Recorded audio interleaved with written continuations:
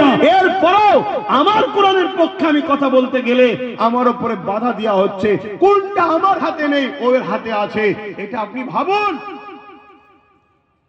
এটা ভাবুন আপনি। আর একটা বড় সমস্যা হলো আমার কওমের মধ্যে দালালগুলোকে চিনুন।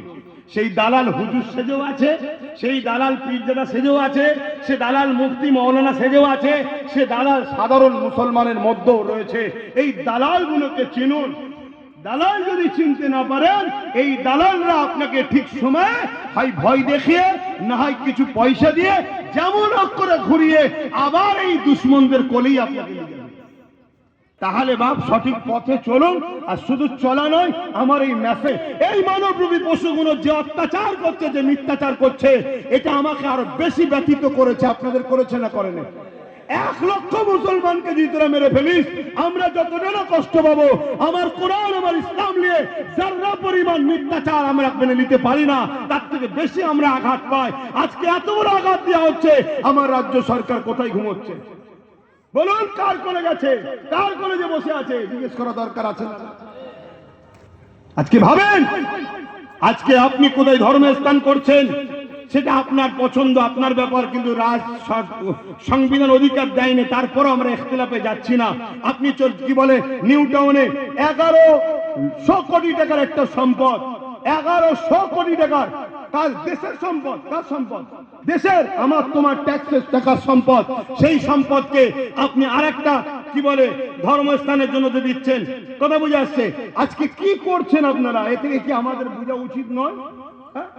কিন্তু যতই বোঝো, তুমি যখন ঠিক বুঝার পরে চলতে যাবে, তোমার সামনে দুজন দাঁড়াবে।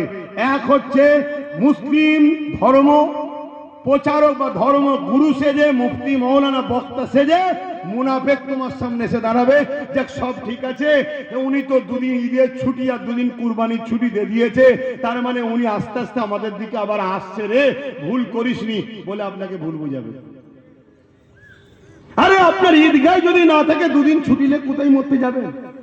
হ্যাঁ, আপনার যদি এখানে কোরআনের উপরে ডাইরেক্ট এত অত্যাচার হয়, তাহলে আপনি কুরবানির ছুটিতে পশু কুরবানি করতে পারবেন?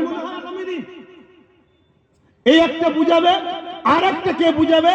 তোমার আমার পাড়ায় ওই মুসলিম সুরাতে যে কোনো মুনাফেক আছে, শাসকের ক্ষমতা নিয়ে 50-60 জন হোক, যাই হোক, বোম বন্দুক নিয়ে তোমাকে আমাকে টর্চার করবে, তোমাকে আমাকে জুলুম করবে। এই জুলুম দেখে তুমি আমি ঘাবড়ে যাব। এই জুলুমকে প্রতিরোধ তোমাকে আমাকে করতে হবে।